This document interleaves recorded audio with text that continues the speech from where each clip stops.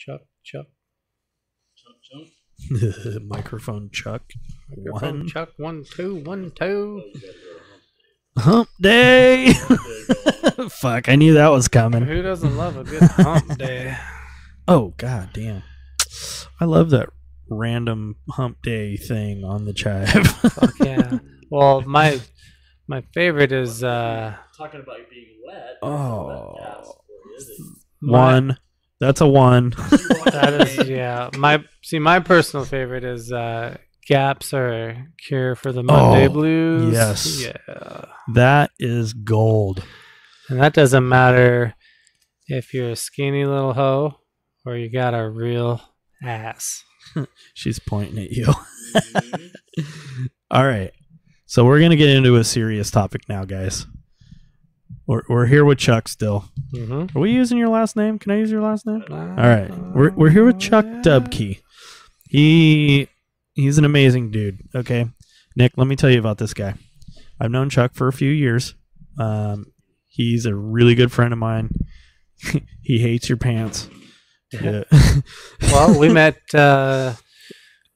Chuck, what, 6, 8 months before?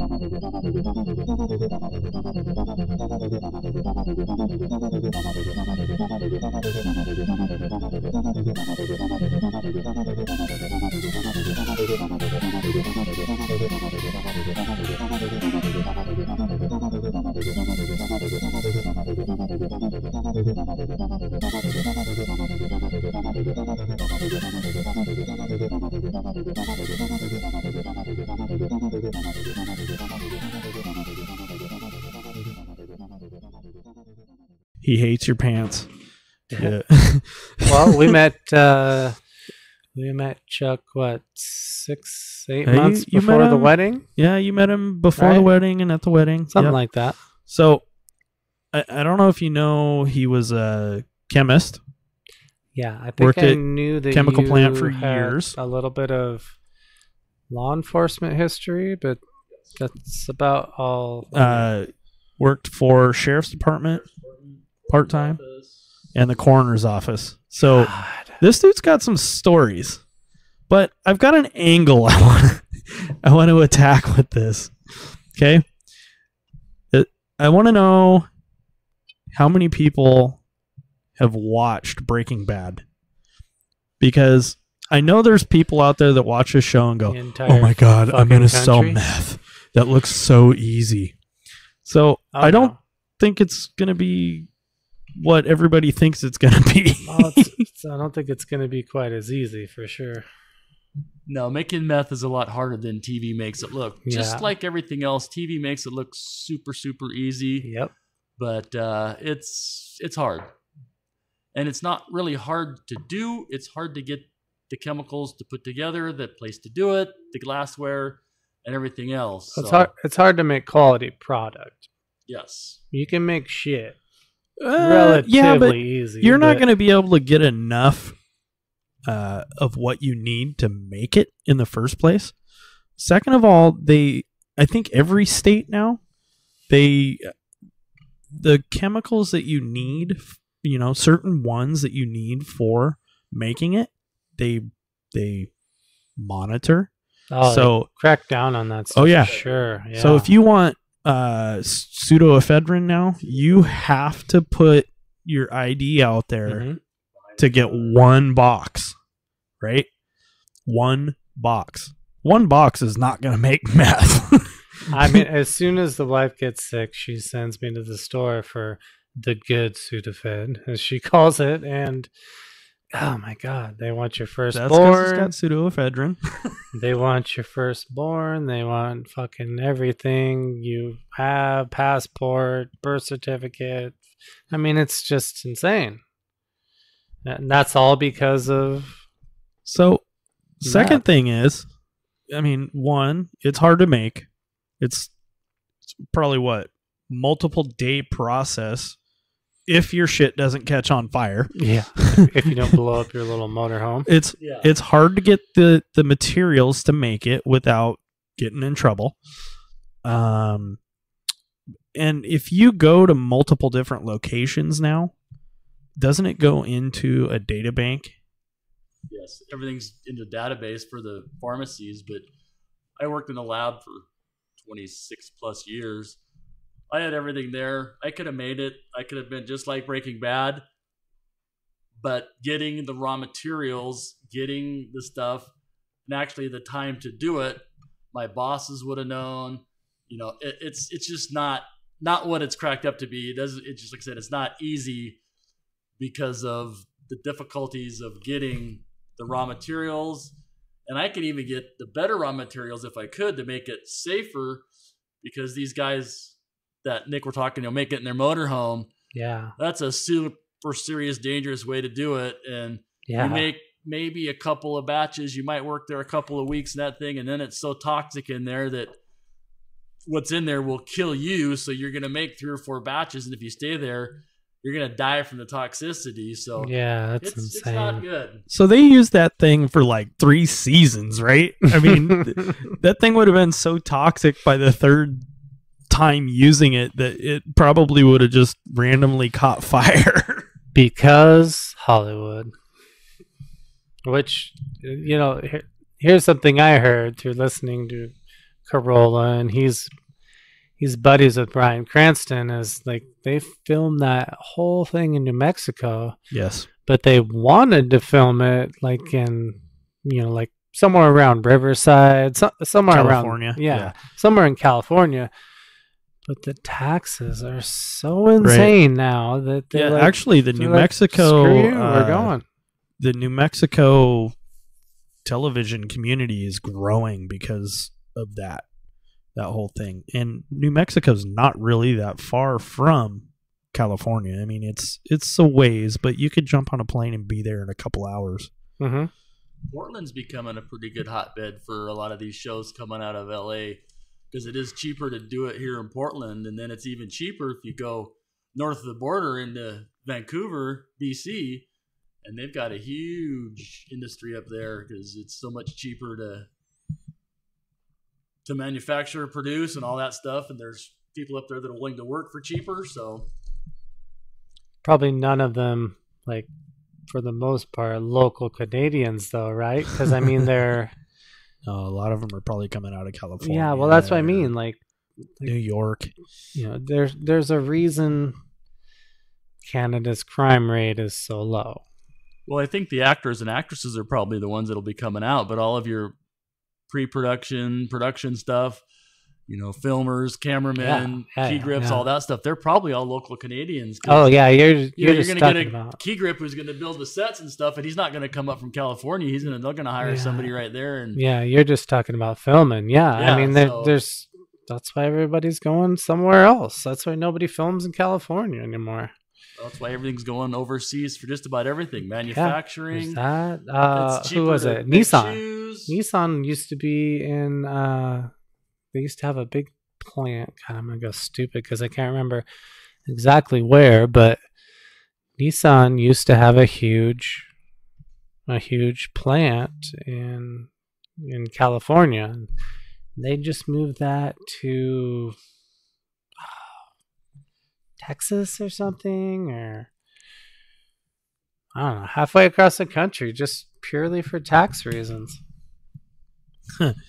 Nice. Okay, so Breaking Bad, the TV show, big crock of shit. Huge crock of shit. What?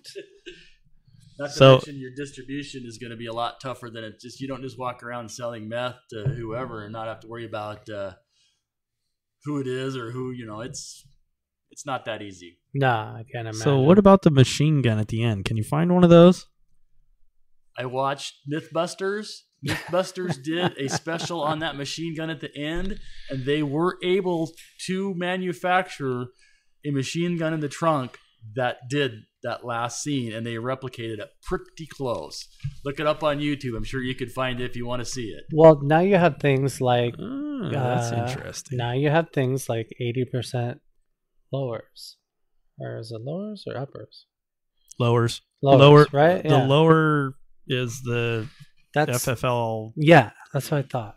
God, that sounds off to me, but maybe you're right. But yeah, anyway, you have ways of getting around these things to build in these crazy guns, rifles, whatever it is. But, one way or the other, if you're willing to take a little gamble, you can get around this shit pretty easy. The machining. It's all good fun and games until the ATF shows up. Hey, guess what? I was in my wild and crazy youth, we used to be able to take on the SKS, which is like a Chinese AK-47. Mm-hmm. I can't remember the number. It was like 7 or 8 quarters. You stick it back behind the block inside, and it makes it similar to the bump stop that they used in Vegas, but it'll put that thing almost to fully automatic, just the way it goes. Such a hair trigger. You just pull the trigger and it fires like an automatic, and it's just a few quarters can convert that. So yeah, I mean, it doesn't take much. A god awful trigger, but I think insane. you're referring to like sear time. Just that's nothing. Just yeah, it's crazy, man. It's easy, but like you said, you can be creative and buy parts here and buy parts there, and put a Frankenstein gun together, and you have something that's good to go, and nobody knows you have it. Yeah. Don't do it. I do not recommend this under any circumstances, fellas. No, do not do this. I purchased a lot of basically hunting rifles, before a couple years ago when they cracked down on the whole, like recording your serial numbers and all that. But yeah, I bought a lot of secondhand stuff off some websites that were, I don't want to say the word polluted, but there was a lot of law enforcement on there trying to sell their stuff too. I bought a lot of firearms off of cops, military. Dog's going nuts. What the fuck? Whose fucking dog is that? Sorry, guys, it's mine. Hold on, I gotta go take care of something. I think Chuck's wife just walked out the front door with the dog and tried to keep the other one quiet. Is she coming back? Probably not. Okay. I'm lost. Where are we at? No. What do you got, Nick? What do you got? We're Q&A and Chuck. I guess I had some questions about probably what everybody else wants to know, which is like, let's say you're a sheriff in Washington? Yes. Okay, so what are people as current as anyway, what are people required to do as far as DUI, as far as cooperation with the sheriffs or the state troopers, whoever pulls them over? When they are asking you to submit to a field sobriety test, when they're asking you to submit to a breathalyzer, what are people actually required to do? Because the internet now is littered, especially YouTube, littered with basically telling the popo to F off. I don't have to do this, I don't have to do that. Well, as far as the DUI, the internet is part right. If you get pulled over, you do not have to do field sobriety tests. It's not mandatory. You don't have to do what we call a portable breathalyzer, which is the in the field one, a little tube they stick in there. You don't have to do that. But what they will do is they will arrest you. You will be placed in handcuffs, placed in the back of the car. You'll be taken to the courthouse or wherever the law enforcement has their official BAC, blood alcohol content machine, and you are mandatory to blow into the BAC. Or else they will take your license, right? And if you don't, that's an automatic license loss. And don't quote me on this, but I believe it's for a year. Mm-hmm. If you do the breathalyzer and you do come back as driving under the influence, the time frame is like 90 days, but you might not lose it. It depends on the judge then, but with the cooperation. But if you don't cooperate and don't do it, it's an automatic. So now let's just say But you can also request a blood test. Right. State of Washington is the blood test, so you can either BAC or blood. Either one you have to do. But you have to subject yourself to one of those two, you're saying? One of those two, yes. Okay. Now, let's say the BAC, the breathalyzer, there's got to be some benefit maybe if you're like on the edge of holding out until a certain... The benefit if you're drinking and you quit drinking at 9 o'clock at night, and it's, say, midnight. Right. You could, and I'm not recommending this, but no, you could push it out if you want to make a blood draw and make them take you to the hospital, do a blood draw. That extends that out farther so your blood alcohol level will still be dropping because you haven't drank in 3 or 4 hours. Right. I mean, is it going to be enough to drop it below? You're just buying some time. Really. Yeah. Is it enough to drop it below a legal intoxication limit? Maybe, maybe not. That depends. But either way, you're going to have to do it. Right. So I just recommend doing it. I mean, right now, with my personal condition, I couldn't do the field sobriety test sober. Oh, yeah. I have back issues and stuff like that. So if I got pulled over today, I would say, I'm sorry, I'm not doing the field sobriety test. Please take me to the police station and I'll blow your BAC. I'll blow the BAC. I had a, you know, I don't want to downplay anything, but I had a similar like situation about 6 months ago, and I got pulled over and I had a beer. I got off of work, had a beer at the old man's place. Well, the step monster had a couple drinks, and then I took off and I headed home. And at some point, the guy got me, the sheriff got me speeding, like, I don't know, it was 5-10 over. You know, everybody does. If it says 70, we're doing 80, right? That's just par for the course, right? Like, what point will you pull us over? 81? Okay, then we're going to do 80 and a half, right? So, but yeah, a guy pulled me over and I got, you know, I'm 36 now. I'm starting to feel my youth catching up to me. My fucking knees are shot. My back's starting to go south, you know, and he's giving me all this stuff about your eyes are red. You look intoxicated. You're slurring your words. And I'm like, what are you talking about, man? I've had one beer, so whatever it is you're trying to strum up here, it sounds like shit, but okay, whatever. Will you do the field sobriety test? And I'm like, do I have an option? Because I really didn't think I did. So went out there and we did that, you know, and it was kind of difficult. There were some things that were just difficult. I just worked a 12-hour shift. I'm tired as fuck. You know, and everything else. Plus, I had a tall boy before I took off. Do I feel too impaired to drive? No. So I don't think you need to pass all those. I think they're actually looking for your reactions to those things. That's the thing I'm kind of curious about. What are they asking? Because what the field sobriety tests are designed to do is... That's like you're trying to catch you fucking up, right? We're not trying to catch you fucking up, but when you're impaired, you're to a specific task. And there is a task the way, at least in the state of Washington, right. State Patrol has a list. You start with these tests and you go through the list of field sobriety tests. So most of them are, can you follow simple instructions? If you can follow simple instructions and do the test, then if you swerve or swerve, that's what they're looking for. But this bolsters the BAC. So what it is it gives the borderline person like you're talking about right now, like yourself. Yeah.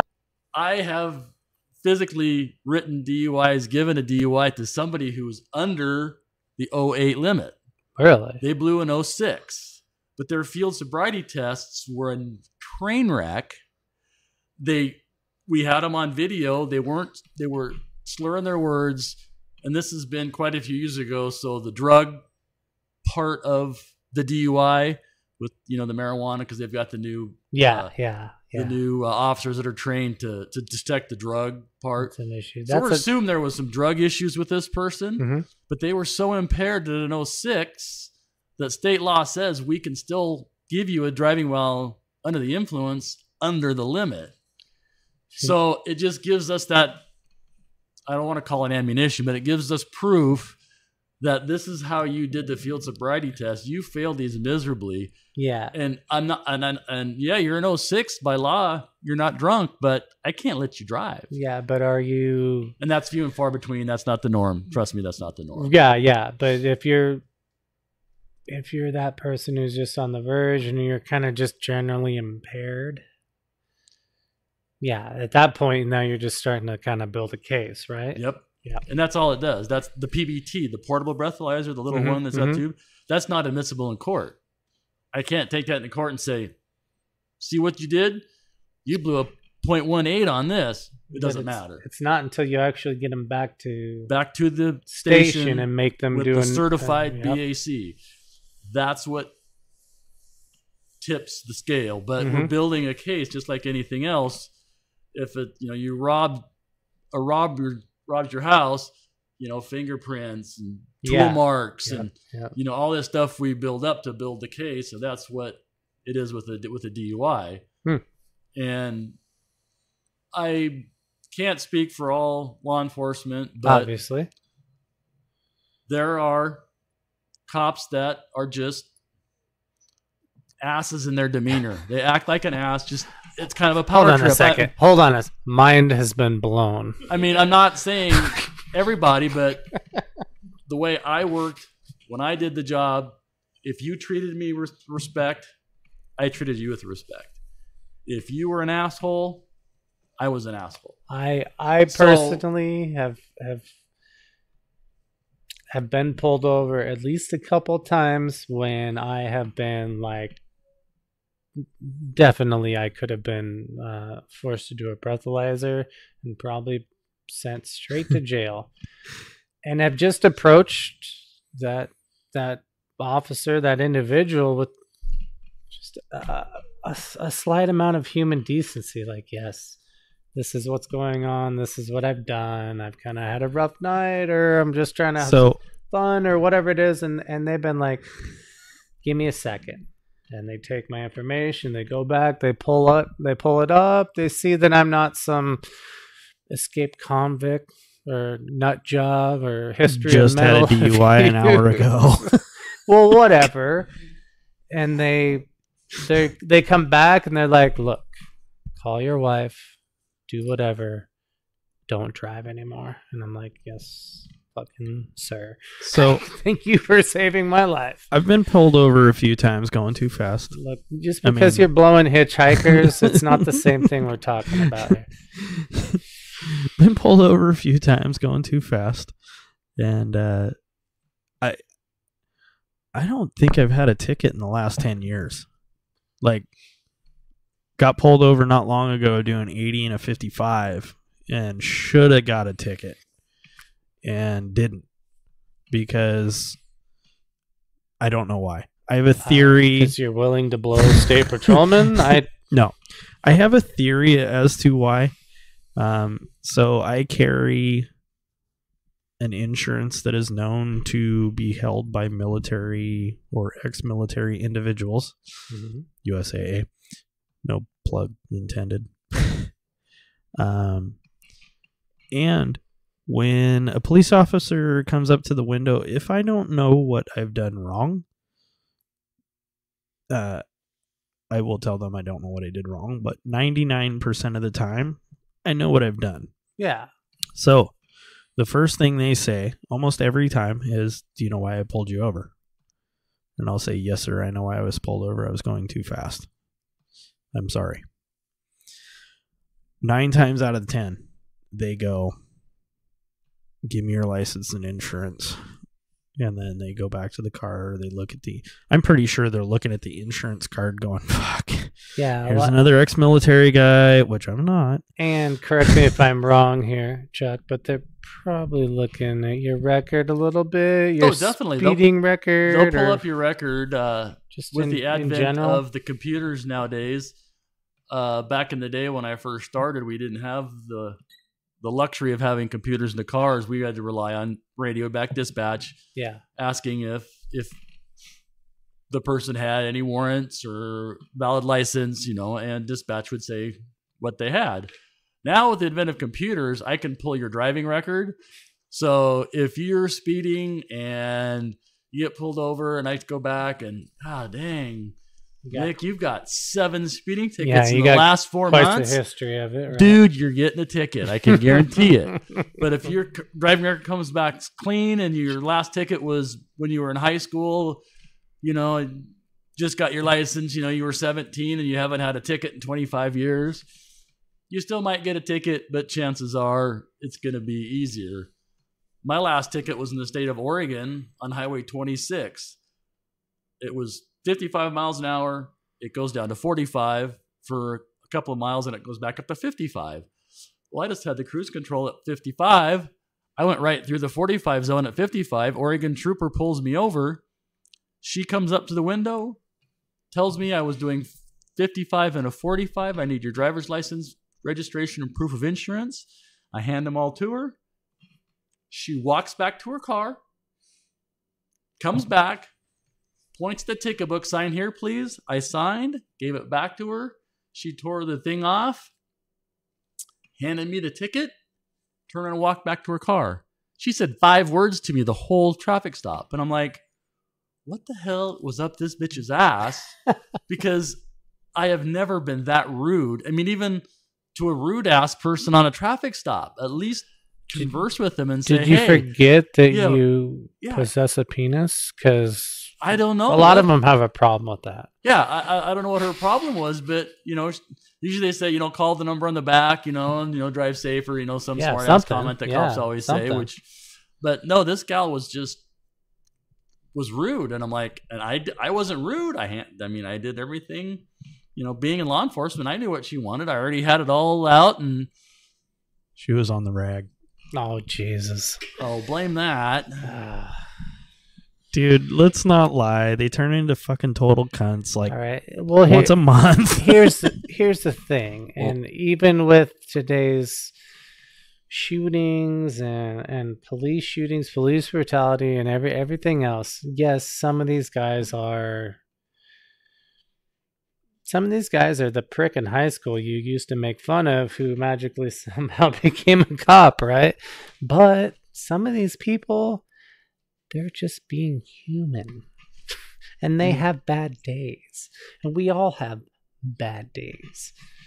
But unfortunately, when we put them in such a level of responsibility, guess what? You can no longer have bad days. I will admit that is true. You do have bad days. And the hardest part for a law enforcement officer, I did it as a reserve, which was part-time. I didn't get paid. I didn't put the uniform on day after day, 5 days a week. But you have to leave your life basically at the door of the precinct. That's kind of what they ask you. That is basically what they ask you to do, right? Yeah, but how many people could do that? Could you do that when when you go to work tomorrow? No. If you and the wife had a tiff the night before and you guys are pissed, can you leave that when you walk into work? No, you can't. I'm just not that, I guess, amazing of an individual where nobody's built that way. It's bullshit. Where I can do that. I don't know. Well, that's the same with law enforcement. You might get a guy on a bad day, but like I said, I worked with the sheriff's office, and everybody that I worked with, I felt had the right demeanor to be law enforcement. The agency that I worked for was awesome. Yeah, and that's not to say that some didn't slip through, but and there were a few that were questionable, but yeah. And then some of your bigger departments, we had, there's like 100 people total in the department, but I did some training for background investigations. I did backgrounds for years for our reserves. And I'm at this training, and the people that are putting the training on was Reno PD. Mm-hmm. They've got like 800 officers. God. You know, it's like, that's a lot of people. I mean, you could work for Reno PD for 25 years and not ever meet, you know, Well, I mean, an just eighth of the people that work there. You're never going to know everybody because there's so many. let's stay in the same state and let's go to Vegas. Like Oh, Vegas, yeah. exponentially larger, right? They've got thousands of Yeah. officers. And So- we're talking about Vegas here. I mean, And you're talking about 1,000 officers. And if you have 5 that are assholes, who gets the attention? Those 5 Yeah, assholes. yeah, Squeaky yeah. wheel always gets the grease. yep. So you've got 995 officers that do bang up jobs. They're there every day. They do what they're supposed to do. If you're nice to them, they're nice to you. You know, but it's always those. The atmosphere alone would drive me fucking insane. I mean, just being a law enforcement officer in Vegas and dealing with what you deal with on a daily basis, just on a general population level. Yeah, don't even go down on the strip with all the drunk tourists. That gets even worse. That's what I mean. You get it's Jeremy's like, wow. down there for some reason, and they're Yeah. all crazy and shit. Spitting at people on his fucking I've yeah. never done that. Yeah. He got I- lost on the strip. We lost him for a couple Yeah. hours. We don't know where he was I mean, that- at. Could have been my fault, but Probably. Okay, so we got one more thing we need to talk to Chuck about. I don't know how much of this he'll be able to tell us about. I got a list over here. Oh, I know you do. Dude, you got to hit the corner thing. Oh, I am. Because we've talked about the chemist. I am very curious. We've talked about Chuck the chemist. Well, I know. We've talked about Chuck the sheriff. We haven't talked about Chuck the coroner yet.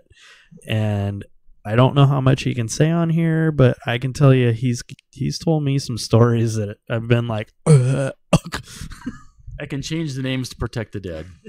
Oh, we don't need any names, but have you ever, and I know this is quite common, have you ever had any pop-ups? No, Never. won't happen. Oh, Won't happen. Impossible. why not? Because I hear this. I hear this is a real thing. Well, you know about the male anatomy and how it works, correct? Is your heart pumping? No. No? I don't- Okay. I So don't- if your heart's not when you're pumping, dead. No. how can you pump anything into your member to get it to pop Well, if I there's just nothing that I to just pump? mean natural. I guess when I'm saying pop-ups in this quality of people I'm in, but just like people straight up sitting up, Oh. like No. really. No. Ah, man, I hear about that all the time. You hear stuff on the internet or whatever about people popping up and just reflexes. And, If you were there within a few minutes of their death, or if they, die in your presence, yes, they can. Gas will come out. Urine will come out. Mhm. Poop. Semen Awesome. will drip out the end. That's interesting. Well, your body relaxes, so all your muscles relax. Right, So everything right. that's holding everything in, your muscles hold your sphincter in your butt, Yep. hold the sphincter in your bladder. So all these muscles now relax, so everything can come out. Right. But And- I've never had anything, an arm move or a twitch or a finger or So if you somebody never sit up. That's all Hollywood. So you've never heard of that actually happening or seeing it? No. Okay, I've because never even had, guys that I worked with, nobody's ever had anybody sit up on the table. okay. Well, I mean, Or, an arm will fall off the table, but that's just due to Yeah, gravity yeah, and the yeah. relaxed muscle state. So But the worst, I'll tell you this, and this will just explain how mentally fucked I am in the head. My greatest fear at 70, 80, 90 years old is just passing out, dying, but then somehow waking back up when I'm buried. You know, I mean, like you hear all this crazy shit all the time. Yeah, I've never had anybody Or waking back up. waking up right as they're firing up the incinerator. You know what I'm saying? Yeah, Like, no. My experiences with my dead folk is dead. I mean, once you're dead, you're done. that's the way I want it. That's the way it is. for Nick. record. Nick, you got to ask the right questions with Chuck. Oh, that's up to you. Buddy. Okay. I'm just trying to. I'm going to ask the right question now, okay? What's the grossest story you have Oh, come about on. being a coroner? Well, it depends on what type of gross do you want. I don't had want the- any, Chuck. Just to I be had clear. the gentleman who stepped in front of a Just to be semi really- on I-5 doing 60 miles an hour and pretty much exploded him on impact. Oh my god. I started looking for pieces along the freeway, and Oh. I couldn't find one of his legs. His Oh. entire left leg was gone. So I am looking on the sides of the freeway. Has anybody seen a leg? I've got two deputies helping me look for the leg, and the only thing that I had left was there was a mound out in one of the lanes on the freeway about as big as a deflated basketball. So I'm like, what is that? So I went out to look at this mound, and it was his leg. But when he got hit by the truck, it pulled the bone right out of his leg. So his foot, his calf, thigh, and part of his butt, the muscles and everything were still there, but there was no bone involved in it at all. That is rough. The other bad one I had a suicide up by, You don't have to say where. Those are always good. he'd taken his motorcycle, Harley Davidson, put a tent over the back of it, crawled inside, started the motor, and suffocated or asphyxiated himself with the exhaust. Well, approximately 30 days later, they found him, and I had to literally cut the tent open, pick the tent up, and slid what was left of his decomposing body into a body bag. Oh my god. His upper body, I want to apologize. Yeah. his upper, Just for a second. his upper body didn't have a shirt on, Oh. so it basically mummified the skin. Wow. But he had on a pair of jeans and a pair of work boots, like a lace-up boot. Didn't pay much attention to it, so there was, I'll say, a lot of maggots around. Got him in the bag, got him zipped up. Well, it's 30 days later. That's, Yeah, he's as far as I know, that's prime maggot season. yeah, correct? he's about. You can get about 50 feet from him, and you can smell him before you can see Oh him. gosh. So I'm getting ready to leave, and I've got one of our sheriff deputies in front of us, and his car's in front of my morgue van. And we get about partway up the road, and all of a sudden his car stops, and he gets out of the car, and he's dancing in the street like there's freaking ants in his pants. So I stopped. I'm like, what the hell are you doing? Maggots! You got maggots on my boots, on my pants. God. He's out there trying to brush the maggots off of his Oh, uniform. God. So that was the funny part. But I got the person back to our morgue and was to do the autopsy and the body exam. Here comes the not so funny part, people. 2.5 5-gallon buckets of maggots. Oh my fucking god. Were in his pants Oh my and boots. god. When I cut the pants off and the boots, we were literally shoving them in 5-gallon plastic buckets. Had 2.5-gallon buckets of maggots. Wow. It was really wonderful. And it Oh. smelled, as you can imagine. I just Again, I apologize. see now. This is what we talked about a couple episodes ago, Jeremy. This is the fine art of breathing through your mouth. Yes. I had this one's not too gross. This is more of a funny one, but one of our we do have carbon activated respirators that work wonderful. The little mint or stuff under the nose, Hmm? that shit don't work. You got to Yeah, have a I carbon doubt. activated full face comfo, and you can get away from the smell. That's the only thing I found. But one of our funeral home gals came to pick up a body because we didn't take all bodies in with us only if it was suspicious, unknown death. Right, right. This was a cancer death in bed at home. So she comes out to retrieve the body. Well, she's wearing a really nice pair of slacks, a nice shirt, and not high heels, but maybe like a 2-inch heel shoe.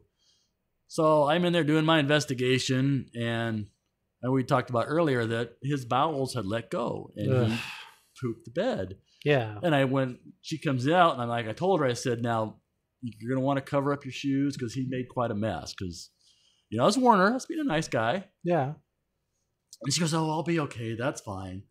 So I'm staying out there waiting for them to get the body. And she comes out, and she's kind of like hobbling on one leg, and kind of like sprained her ankle, kind of a walk.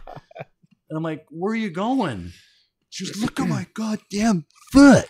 And I looked down, trying to find a garden hose. She had stepped the poop that he had came out. Somehow she had got it on the bed and stepped on something, but it hit the inside of her calf and ran down her foot into her shoe. And I told her before she even went there, I said, you're going to put some booties on. You're going to.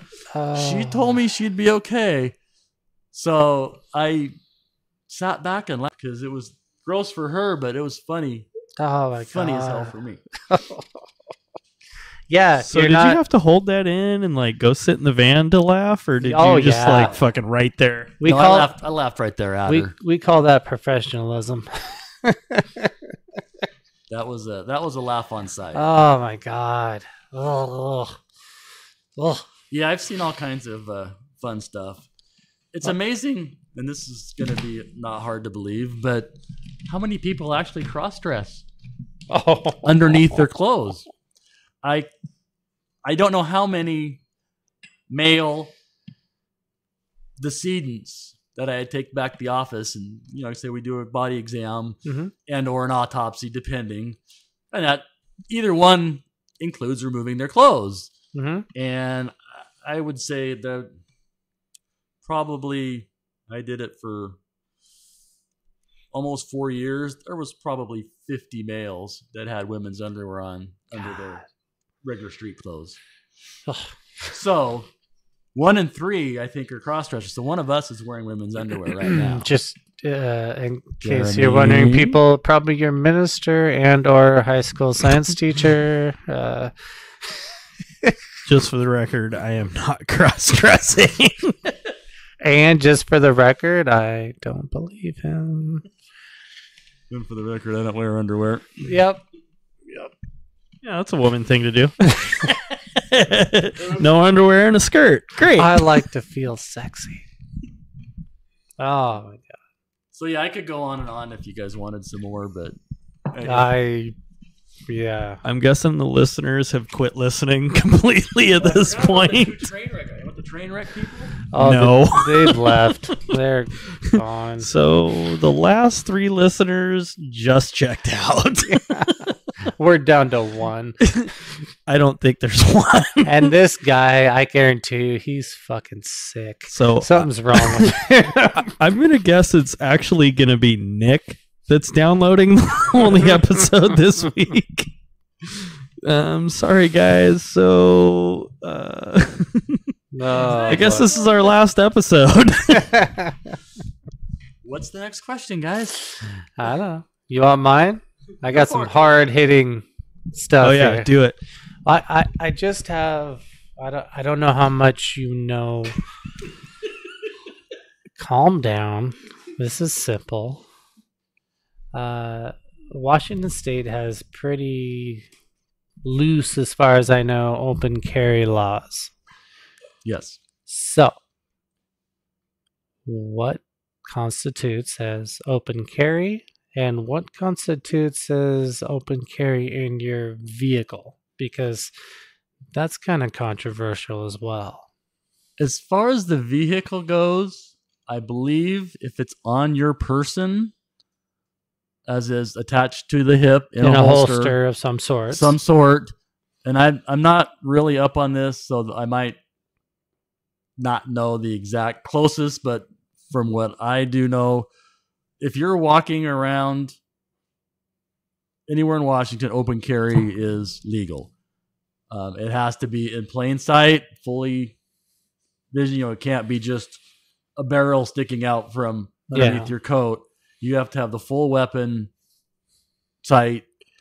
And a lot of people don't realize knives are the same way. If you want to carry a big Crocodile Dundee type big knife Bowie down your knife leg, or something, right? that's open carry too. Mm-hmm. If you put that in your pocket, that can be considered a concealed weapon.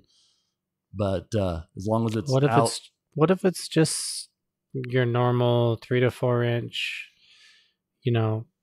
pocket with knife, a belt clip pocket knife? That's legal to be concealed in your pocket. Okay. I don't quote me, but I do believe there is a maximum length on that to be considered. I believe so too. But it could be considered a concealed weapon, and I don't know what that length is. But if you got a folding knife, and I believe it's less than 4, maybe 4.5 inches, the blade part, the folded part, that's legal to carry in your pocket. Then as far as the gun goes, the gun has to be completely visible, but it has to be in a holster. And it could even be a long gun. A lot of people don't realize that long guns are open carry also. With a sling, you have to have it slinged over your shoulder, barrel pointed either up or down, whichever you prefer. Here's a side story, but when I first moved to Phoenix, I believe I was 19, and we happened to... Where we found our apartment happened to be on I remember watching this, God, I can't remember what it was. It wasn't like hard copy or anything, but it was like the top 10 most dangerous intersections in the world. Where we moved in was like number 5.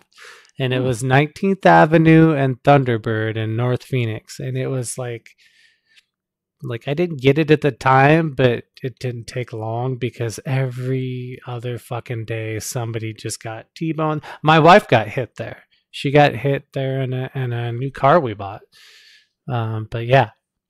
Anyway, so we first move in here, and I don't know, like the beginning of the second week, and there is some straight up, can't miss them, non-arguable crackhead walking down the street with like a 30-06 bolt rifle, on a sling around his chest and stuff, just walking down the street, and apparently that was perfectly fine. It's just crazy. It's crazy what you see there. I refer to that state as the Wild West because it really is. They're pretty lax on their gun laws. You don't see a lot of goofy like gun-related charges coming out of there. Like people are either doing shit or they're just defending themselves. So. Yeah, Idaho's a big open carry state, and they have a huge guns populations, but their crime rates are really low, especially the Boise Meridian area. But people there are a lot of conservatives that are there, and they're not a bunch of crazy crackheads running around with guns. They have a gun to protect themselves. Yeah, and they use it to protect themselves. They don't, the state of Washington, yes, we do have open carry, but if you're acting menacing or threatening, depending on, what verbally you're saying, if you're, saying menacing and verbally threatening things and you do have open carry, you can be arrested or talked to at least. So there's, parts of the law that say, yeah, it is legal, but you can't be a dick when you do it. Kind of loose, right? Yeah. So you can walk around with the gun out and you're going to get talked to, or people will complain. Well, I can guarantee you. That's what I mean. Coming from the Seattle area, like open carry is a real thing, and you don't have to go get fingerprinted. You don't have to go get your license. Any of that, but it does freak people the fuck out. It does. We've do that. as far as my law enforcement career, we used to do the security at the Cowlitz County Fair. And every year we would get, especially the Cowboys, because we had the rodeo, we had a big rodeo presence at the fair. The Cowboys would always, they're on the road in their truck driving around or whatever, and they pretty much open carried. A lot of them did. But they would walk from the rodeo area back to the carnival area, wherever, to concessions to get something to eat and stuff. And we would get people running up to us. There's a guy over there with a cowboy hat, and he's got a big gun on his side. And what are you going to do? Yeah. We're like, nothing. We're an open carry state. He's And completely that can't be legal.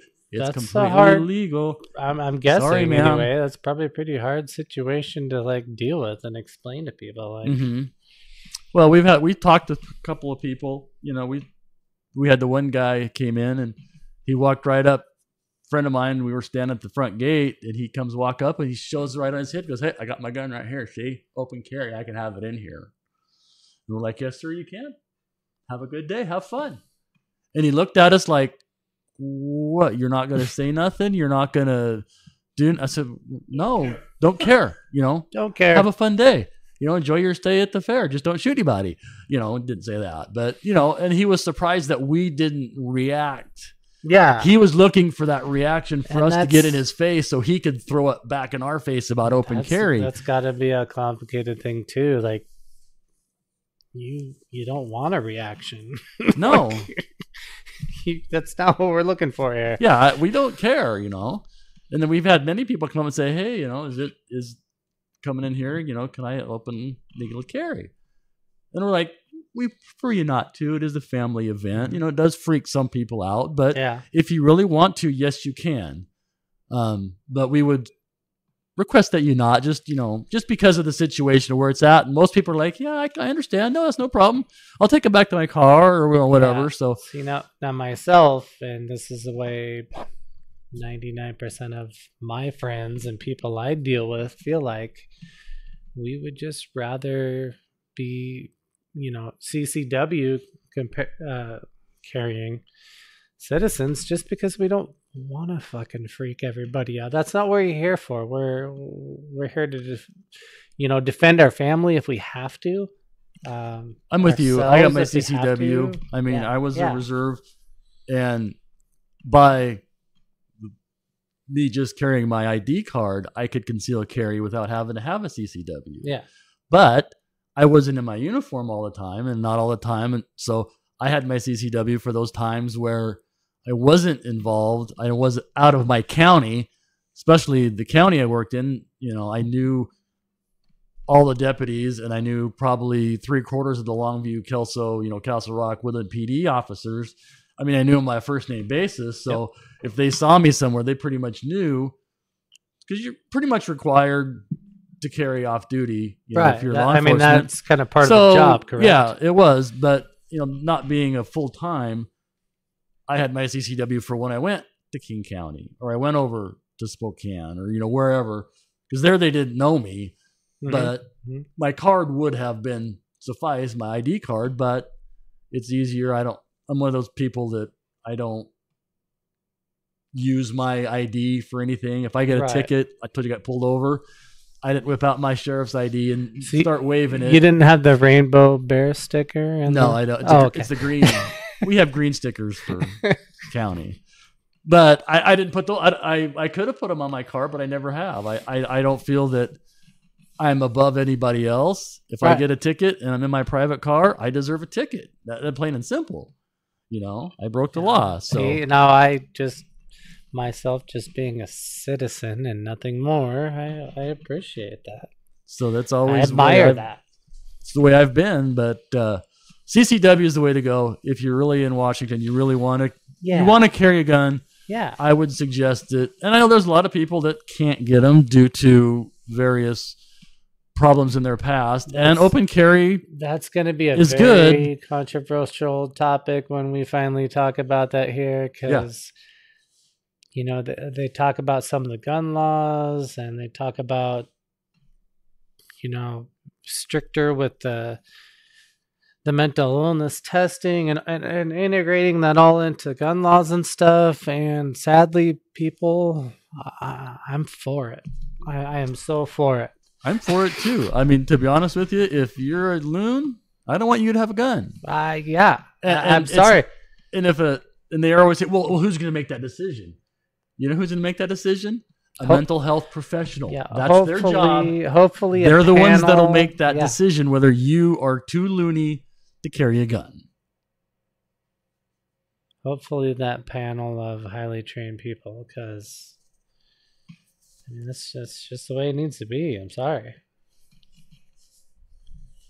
Topic for another day, though. We will get into this a whole lot more. I know Nick's got a whole bunch of ideas, and I know we all do. Just feelings on the matter, and I mean that's a big thing. I can bring you back in for that one. With all the shootings we're having now, okay, let's just. I'm not going to get into it. Okay, I'm not going to get into it, but let's just talk about it because I'm wrapping him up.